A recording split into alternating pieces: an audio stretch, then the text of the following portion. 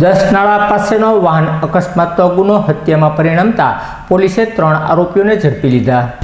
1 વર્ષ પૂર્વે હાર્દિકભાઈ ઉર્ફે ટીંચો અશોકભાઈ કુકડી અને દિનેશભાઈ રમણભાઈ ગોયલ સાથે બોરતળાવ ખાતે માથાકૂટ થઈ હતી, જેની દાજ હતી અને વારંવાર ઝઘડો થતો હતો, જેના સમાધાન માટે દસનાળા પાસે દિનેશભાઈ રમણભાઈ ગોહિલે હાર્દિકભાઈને બોલાવ્યા હતા। આ સમયે કાર અથડાવી અકસ્માત કરી અને ગંભીર ઇજાઓ પહોંચાડી હતી, જેને અનુસંધાને પોલીસે તપાસ કરતા આ સમગ્ર બનાવ હત્યામાં પરિણમ્યો હતો, જેના અનુસંધાને પોલીસે આરોપી દિનેશભાઈ રમણભાઈ ગોહિલ, હરેશભાઈ ઉર્ફે ભાંકો ગોવિંદભાઈ ડાભી અને સંજયભાઈ મકવાણાની અટકાયત કરી ધોરણસરની કાર્યવાહી હાથ ધરી હતી।